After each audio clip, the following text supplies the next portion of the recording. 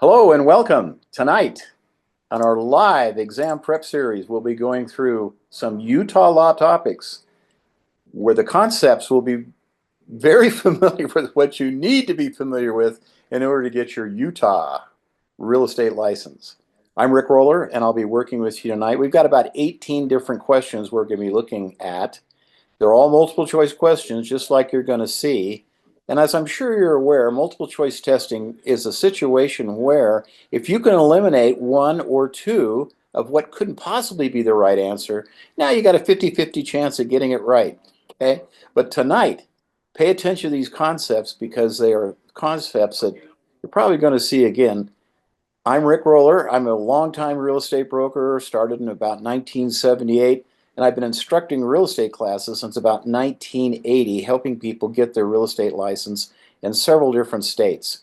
Tonight, we're studying Utah law. So if you're looking for a national topic type thing, if you found us on the internet, this is the Institute of Real Estate Education, and you found us on the internet, these are not national topics, they're Utah law topics. So tune into one of our other videos if you're watching this from any other of the 50 states and you're seeking your real estate license in one of those. Our national reviews are still going to be very, very helpful to you. But if you're taking the Utah test in order to get your Utah license, you're in the right place. And thank you. We got several people that are joining us even as I speak. Let's get right into it. Let's look at and our technical expert tonight who's handling all the technical work is Mr. Dan Naylor, the owner of our school and Mr. Tech Entrepreneur Extraordinaire. So let's get going. Our first question, please. Okay, question number one. Z owns and manages several homes that are rented. They have a real estate license, meaning Z has a real estate license, if they decide to inactivate their license, which is true. So they have a license and they also have several rental homes. A, they must sell their properties or the properties. B, they must cease to manage the properties. C, they can continue to manage the properties they own. Or D, they must notify all their tenants that their real estate license is inactive. Okay, we got two things going on here. We have ownership and then we have a real estate license. Well, never the twain shall meet. I mean, those of us that have been in real estate as long as we have, of course, we're going to pick up properties as we find good deals. But which of these doesn't sound very true? They must sell the properties because they dropped their real estate license? Well, of course not. They're two different things. Let's eliminate that one. They must cease to manage the properties. Well, they're not managing the properties as a broker. They're managing the properties as an owner. So that doesn't sound right either. Now we got a 50-50 chance. C, they can continue to manage their very own properties. Of course they can. Or D, they must notify all the tenants that their real estate license is inactive.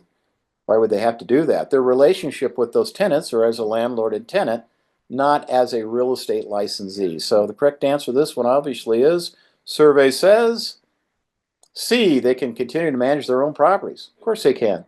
If you own something, you don't need a real estate license to manage it. Of course, if you own a lot of things, quickly you find out that management's not all that fun. And if you live away from the property, that's a good time to get a professional manager. But that's not what we're talking about here. We're talking about managing your own stuff. And you can certainly do that with or without a real estate license. Welcome. We're so glad to see you. We want to help as many people as possible to get started in their real estate career. If you like what you see in these videos, be sure to show our instructors that you appreciate them by giving them a like. And if you want to make sure that you don't miss a single one of our topics, be sure to subscribe to the channel. Guess what? We have helped more students successfully start their real estate career than any other school that we have stats for. If you want to get in on that action, go to the description, click on the PrepMyExam link. We have audio reviews, we have thousands of practice questions, we've got an exam simulator, and we've got a little secret surprise that might be your golden ticket to starting your real estate career right. So go ahead and click the link, and we'll see you there. Next question, please. A real estate license is required if you are what? A salaried condominium manager employed by the association. That sounds like just an employee-employer relationship. B, a regular salaried employee of the owner who manages a property for multiple clients.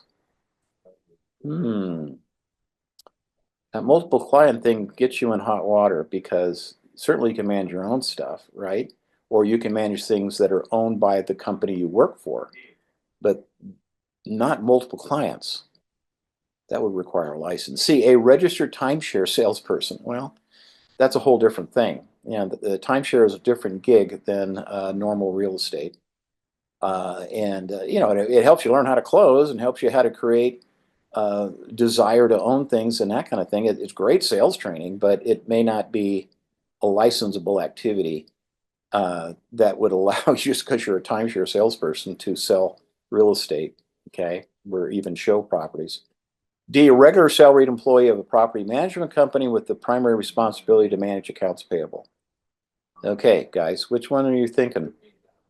Dan, survey says the answer is a regularly salaried employee of the owner who manages property for multiple clients. Okay, that would require a what? A license. And what trips that? What puts that into effect? The fact that it's multiple clients. See, if you were working for a doctor and you're managing his property, that's great. And he's talking to some of the other docs at the clinic, and they say, well, do you think your guy could manage my stuff too? Well, what do you guys think? Would that require a license or not? Oh, he's a humdinger manager for all my stuff. If it's multiple clients, you need a license. Okay. So, okay, that's required. Okay. Number 3, please. Number 3 says E has managed the office building for his employer for 14 years as an unlicensed salary employee. Is that okay? Yeah. E has been asked to manage a fourplex in exchange for a percentage of the rents collected by a friend who's leaving the country for a few years. You know, they can't do it anymore. So they want, wait, you're doing a great job for the clinic here. Why don't you do it for me too? E is considering taking on this additional project. Okay, so E's thinking about it, but let's look at our answers. Which one fits? A, E may legally manage his friend's fourplex without a real estate license, so long as the rents are sent directly to his friend. Okay. Where you make your payment of rent is one thing, and that's fine. You can send it to a lot of different places. But wait a minute, that's management is, you know, when they call with a problem with the plumbing, or they want to give notice that they want to move, or they're going to ask for an extension because they're a little bit behind on their rent or whatever. Okay, that's management type activities, particularly on scheduling repairs, and that's the sort of thing.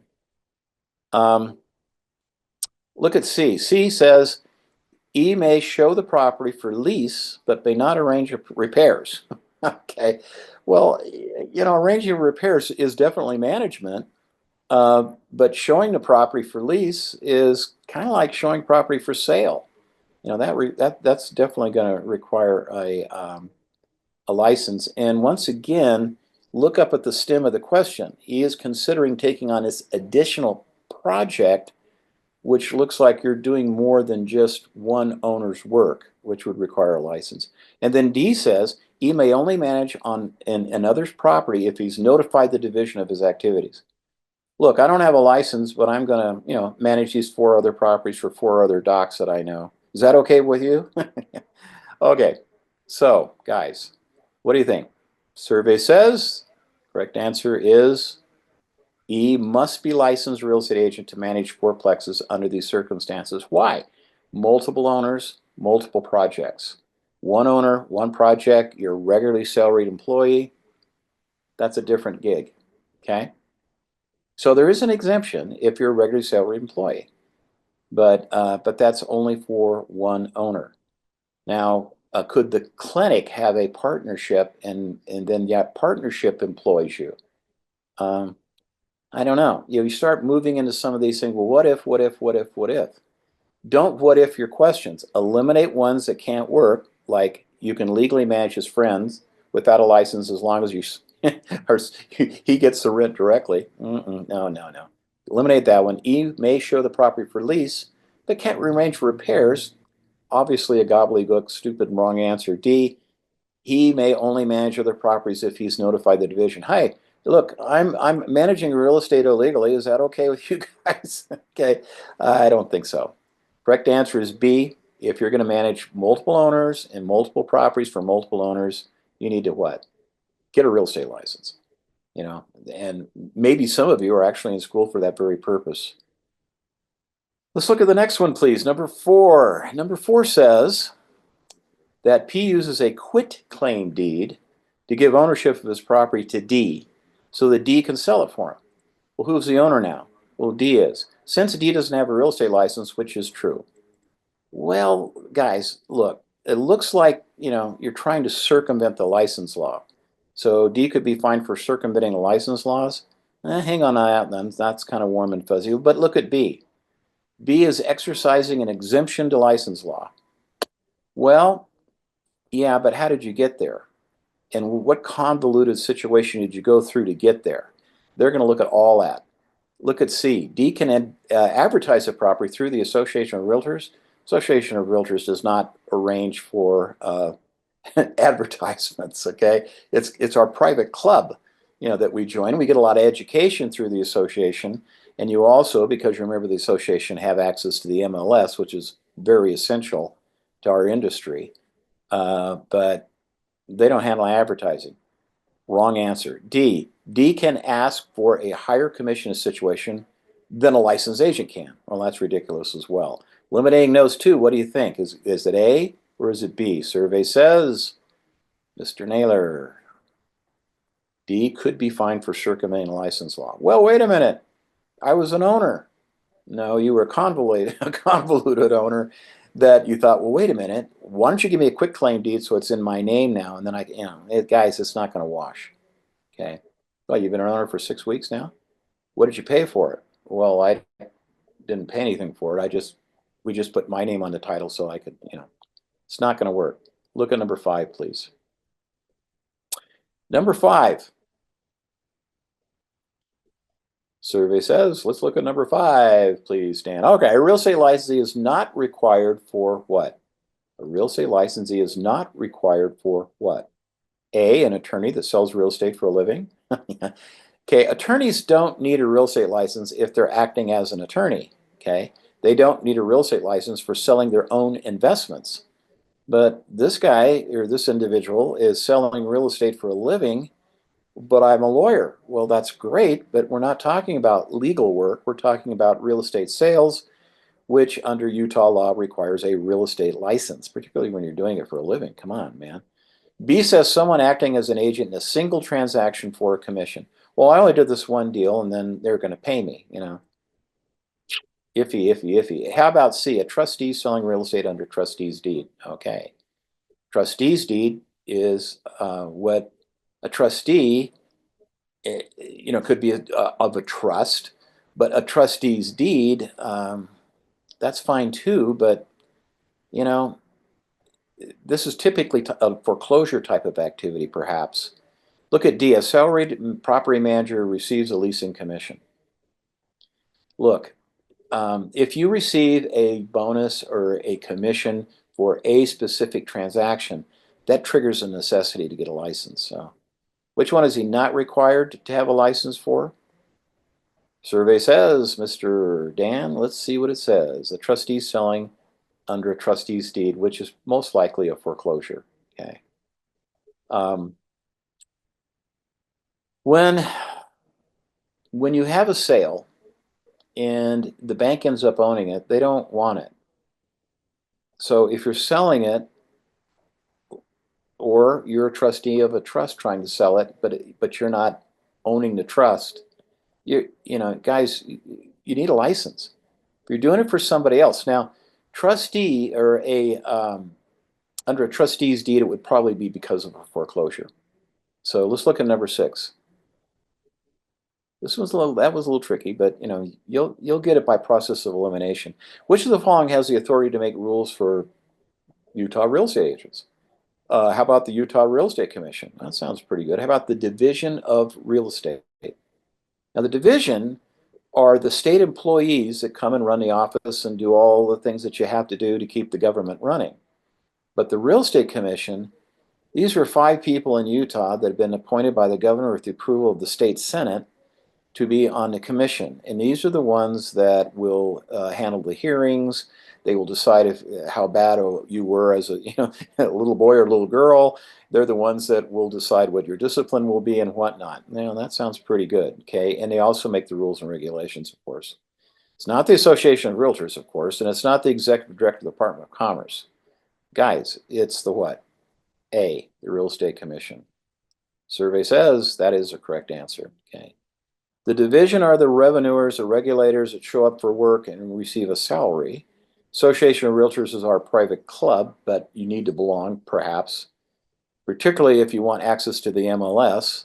And the executive director of the Department of Commerce, man, that's even over the real estate division. That's a state employee, and he has several different responsibilities to other types of things, like the insurance department and a lot of other things as well. Number 7, a lot of other divisions of government as well. It's a great government job, by the way. 7, who is primarily responsible for enforcing the rules and statutes related to real estate transactions? The Attorney General of the state of Utah? How about the Division of Real Estate? How about the state legislature that shows up, once a year and they pass laws and they do all those kind of things and then go back to their real work after they're done with being a state legislator during that legislative period? And what about a principal broker? Well, a principal broker is not responsible for enforcing the rules. If he sees a violation by another company and by their agents and whatnot, or his agent comes in and complains about another agent that they thinks they're doing something wrong, your principal broker has no authority over another principal broker. That's not going to work. The legislature only meets a little time, during the year, and the AG has huge responsibilities that encompass greater things, all kinds of things beyond just real estate. So, guys, it's got to be what? Survey says. Correct answer is the Division of Real Estate. You can see how using the process of limitation greatly increases your opportunity to find the right answer. I mean, even, you have a much better chance, 50-50, if you can eliminate 1 or 2. Let's look at number 8, please. Number 8 is talking about the Board of Realtors. Remember, our private club differs from the real estate division in that the division has regulatory authority. Ooh, I like the sound of that. How about they have a code of ethics? Well, I don't think the people that work for the state government and their division, they're ethical people, but they don't necessarily have a code of ethics. Okay, we have that in our private club.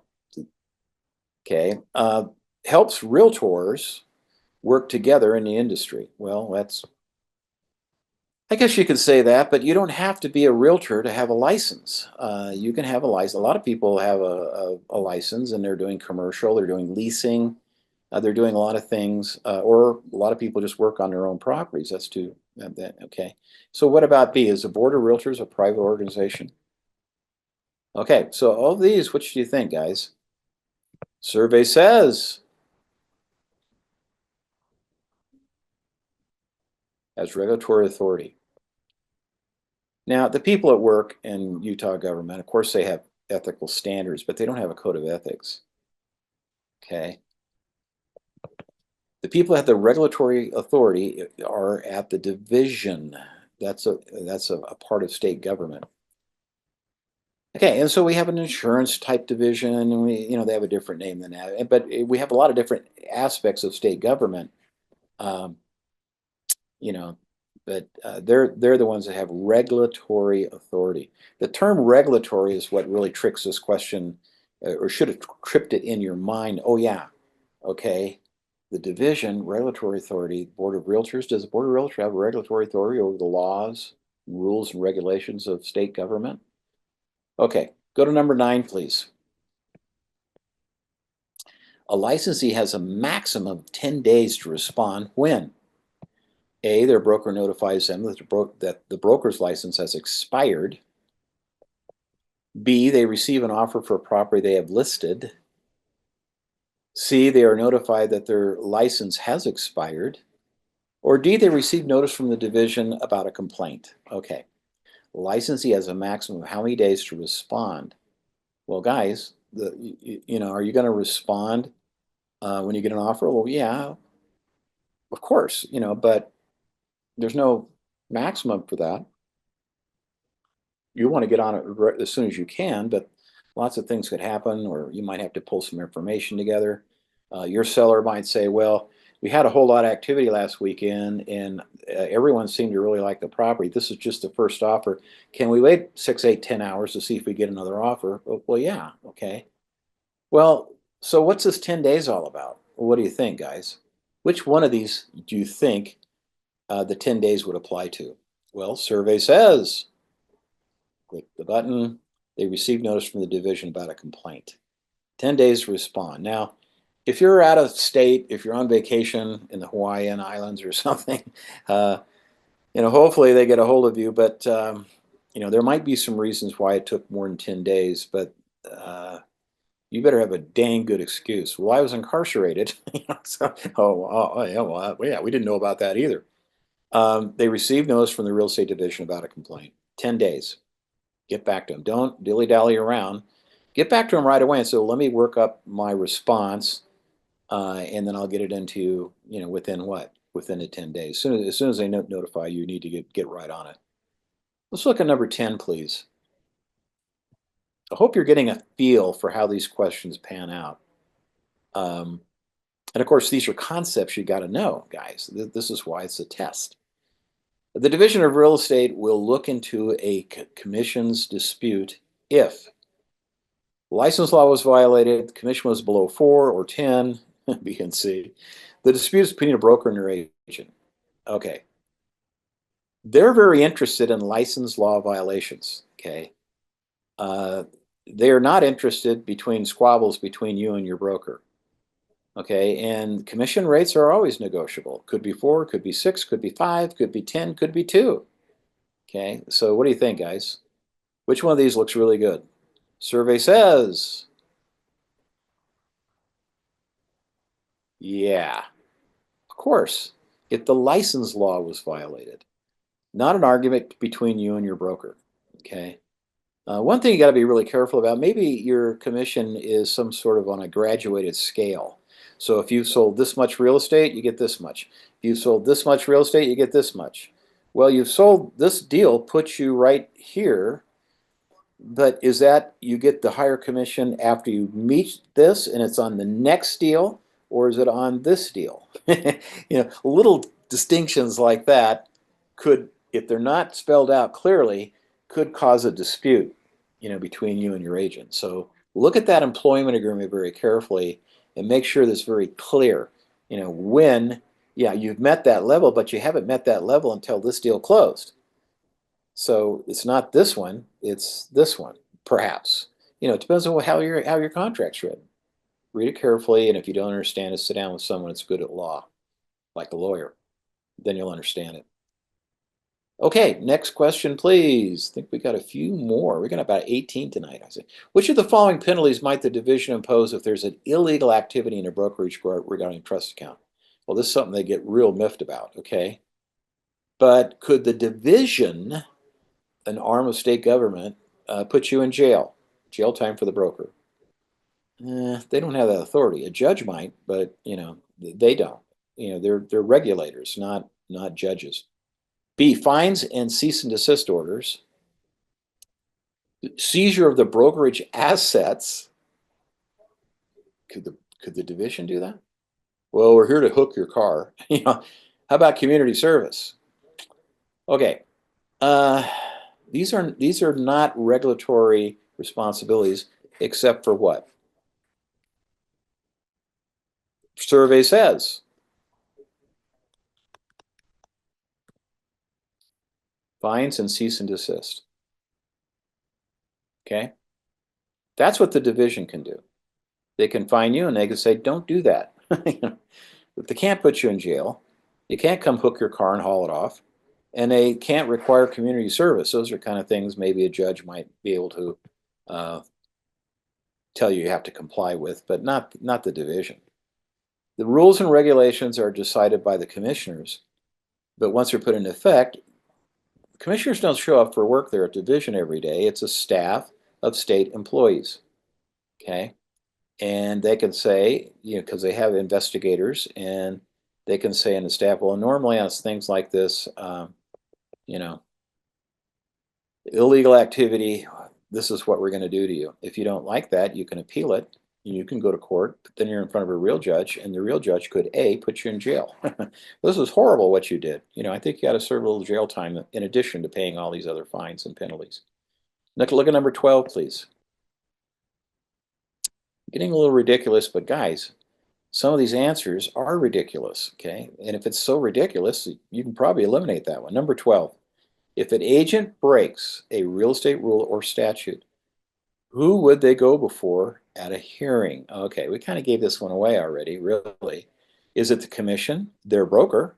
Well, they're going to hear from their broker, but that's not like you're being pulled in before them, okay?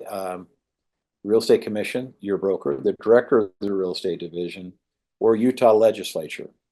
Well, you can eliminate the legislature, right? Your broker is going to be really miffed. But the correct answer to this one has to be what?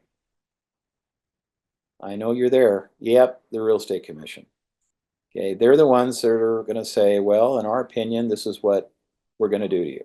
Okay, we're going to revoke your broker's license and give you a sales license. Okay, we're going to suspend you. We're going to do this. We're going to do that. We're going to fine you this much money.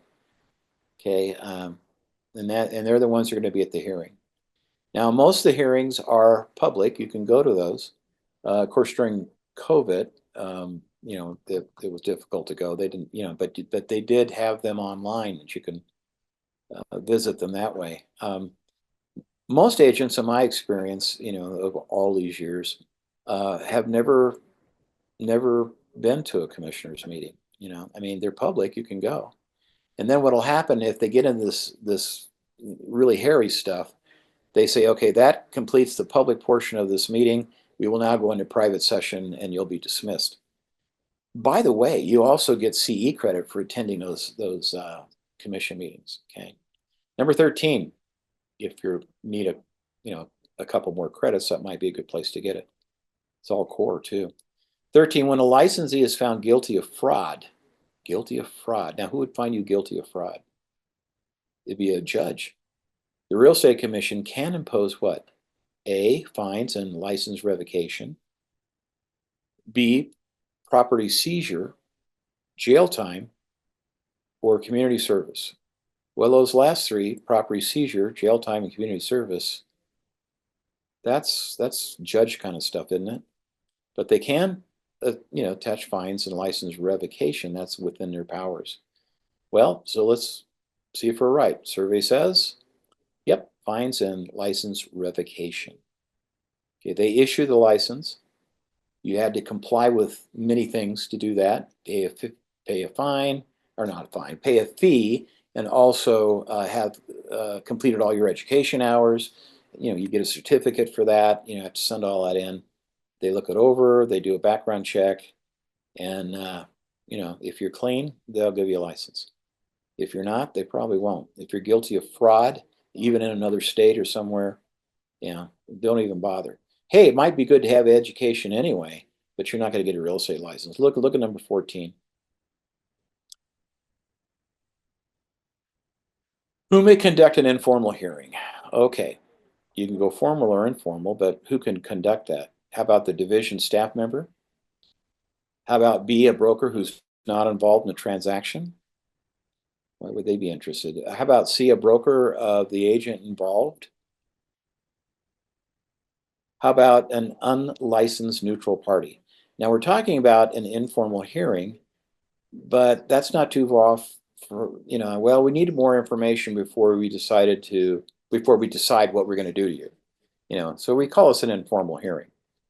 Well, survey says the correct answer to this question is, yep, that's it, the division staff member. And of course, when they have their meetings up there at the division, the staff member may recommend that we bring this up at the next commissioners meeting. So they have some latitude, but the actual hearings, whether formal or this is an informal hearing. A formal hearing would be in front of the commissioners. Okay. Number 15. The result's probably going to be the same, by the way. Which of the following issues would possibly be dealt with by an informal hearing? Action of a sales agent license been triggered by adverse action with the sales agent's broker. Well, that's a long answer. How about revocation of a license due to improper conduct? Okay. Could another licensed activity you have, like if you had a license to sell automobiles and you got fired because you were embezzling money or something, that's, well, that was that. I'd never do that on my real estate business. Revocation of a timeshare registration. Okay. Cease and desist orders. Okay. Which of the following issues could possibly be dealt with by an informal hearing? Survey says, do you have your favorite? Let's see if you're right. An action on a sales agent's license that has been triggered by an adverse action with the sales agent's broker. Okay, stealing files or getting into files and getting information that you sell on the internet. We never used to lock our files that much, but now with the agency rules being more tightly defined, the broker may have two agents, one that's recommending representing the buyer, and another in the same office representing the seller. Both of these are agents of the broker, so the broker owns, is involved with all this activity. But if your broker gets in trouble, the whole firm's going to be in trouble. Okay, so. Number 16, please. A hearing will likely be closed to the public if the subject of the hearing involves, like I said, they have a public session and then they have the private session. So which do you think would trigger a private session? When we're going to be talking about an agent's moral character? What about a financial dispute? What about a contract dispute? We get those a lot when your contracts are not written very clearly. How about financial complaints that are less than $1,000? Okay. Of these, which one feels the best to you? Do you think it's financial or contract disputes or financial complaints of any amount? Well, let's see. Survey says it's going to be something that involves your moral character. Okay.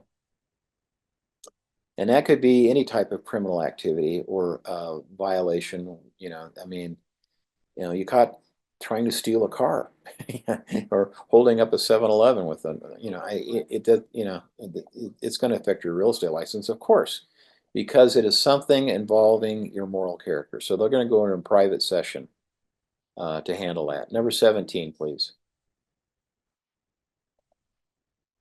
Okay, on this one, number 17, if a real estate licensee commits fraud in any activity, just fraudulent activity, what can a real estate commission do? How about A, they cannot do anything. The agent must be tried in a regular court, okay? How about B, they can revoke their license and issue fines? How about C, they can revoke the license and put you in jail? The real estate commission can put you in jail?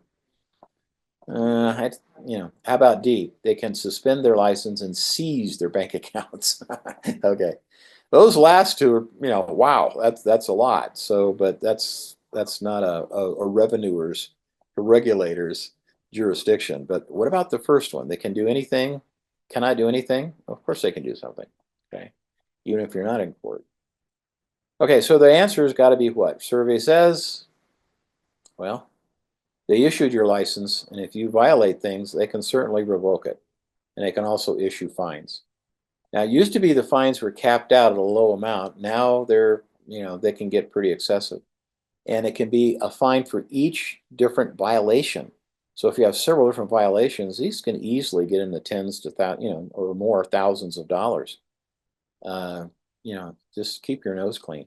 If you have any questions about anything, you should go directly to your broker and say, hey, is this okay? Is this kosher?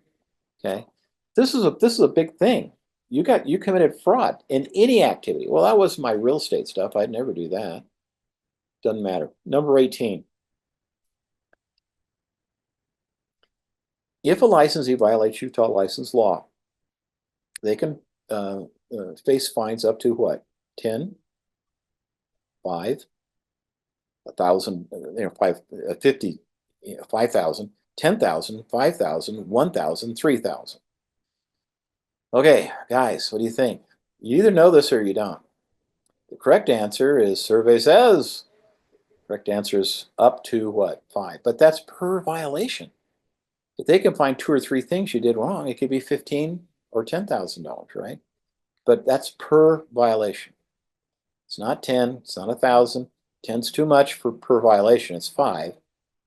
1,000's too low, and 3,000's too low. Okay, but don't be surprised if you're reading the. We get a newsletter from the real estate division, and it has all the different sanctions and fines and things that have been assessed against licensed agents.